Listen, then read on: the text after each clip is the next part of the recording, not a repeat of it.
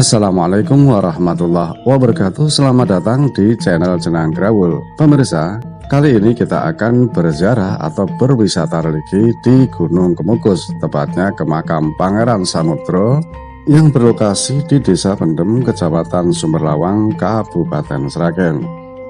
Silahkan simak video ini sampai selesai. Jangan lupa untuk memberi dukungan dengan cara menekan tombol like, tombol subscribe. Silahkan Anda berkomentar dan monggo di-share.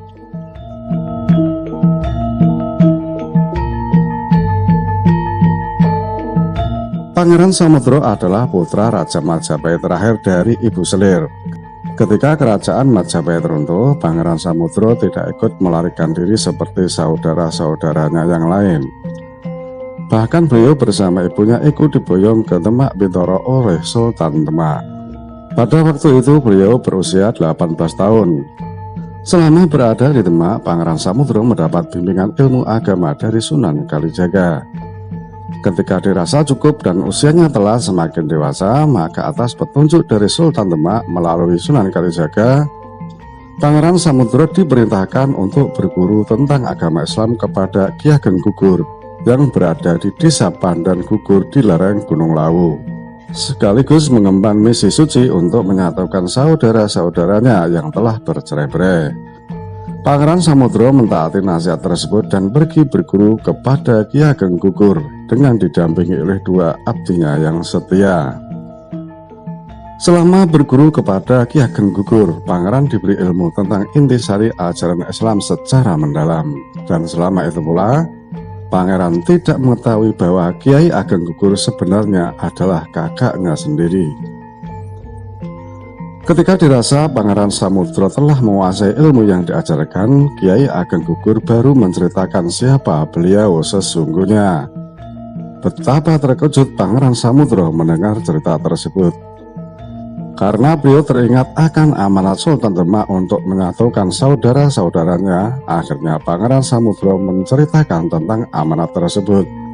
Ternyata Kiai Ageng Gugur bisa menerima dan bersedia dipersatukan kembali dan ikut membangun kerajaan Demak.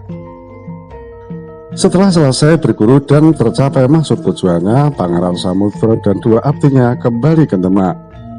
Mereka berjalan ke arah barat dan sampailah mereka di Desa Gondang Jenalas, sekarang wilayah Gemolong. Kemudian mereka beristirahat untuk melepaskan lelah. Di dukuh tersebut mereka bertemu dengan orang yang berasal dari Demak yang bernama Kiai Kamaliman. Di dukuh ini Pangeran Samudro berniat bermukim sementara untuk menyebarkan agama Islam. Setelah dirasa cukup, mereka kembali melanjutkan perjalanan ke arah barat dan sampai di suatu tempat di Padang Oro-Oro Kabar. Sampai sekarang tempat tersebut dikenal dengan nama Dusun Kabar, Desa Bogorame, Gemolong. Dan di tempat ini Pangeran Samudro terserang sakit panas. Meskipun demikian, perjalanan tetap dilanjutkan sampai ke Dukuh Doyong yang masuk di wilayah Kecamatan Miri. Karena sakit yang diderita semakin parah, Pangeran memutuskan untuk beristirahat di dukuh tersebut. Ketika sakitnya semakin parah dan dirasa akan sampai pada ajalnya, Pangeran Samudro memerintahkan salah seorang abdinya untuk mengabarkan kondisinya kepada Sultan di Demak.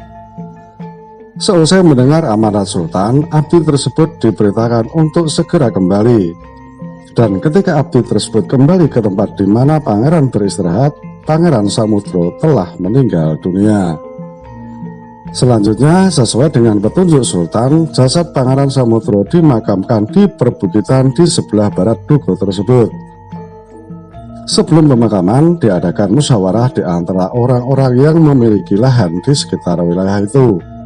Mereka sepakat bahwa lokasi bekas perawatan atau peristirahatan Pangeran Samudro akan didirikan desa baru dan diberi nama Dukuh Samudro, yang sampai kini dikenal dengan nama Dukuh Mudro.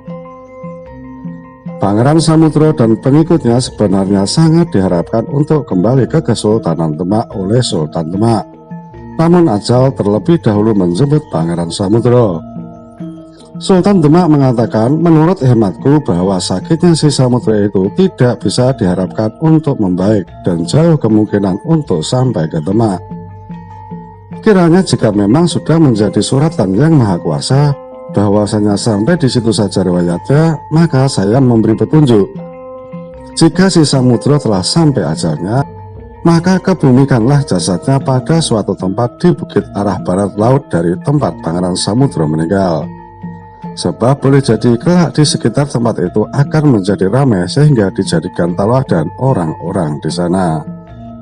Pada awalnya keadaan di lokasi makam Pangeran Samudro sangatlah sepi dan jarang dijamah orang karena letaknya di tengah hutan belantara, serta banyak dihuni oleh binatang-binatang buas. Namun sedikit demi sedikit keadaan berubah setelah daerah tersebut dihuni oleh para penduduk. Selanjutnya diterangkan bahwa di atas bukit tempat Pangeran Samudro dimakamkan, apabila menjelang musim hujan ataupun kemarau tampaklah kabut-kabut hitam seperti asap atau kukus. Karena itulah penduduk setempat menyebut bukit itu dengan Gunung Kemukus. Sampai dengan saat ini, demikianlah asal-usul Gunung Kemukus. Setiap malam Jumat Pon di bulan Suro atau Muharram merupakan puncak kunjungan wisatawan atau peziarah tahunan. Pada malam tersebut diselenggarakan pentas wayang kulit semalam suntuk sebagai acara rutin tahunan. Pada minggu pertama bulan Suro Muharram diadakan pensucian selambu makam Pangeran Samudro, yang biasa disebut dengan ritual larap selambu atau larap langse.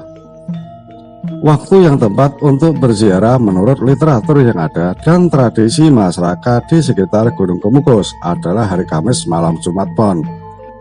Sampai saat ini pada setiap malam Jumat Pon banyak orang berduyun-duyun datang untuk berziarah ke makam Pangeran Samudro di Gunung Kemukus.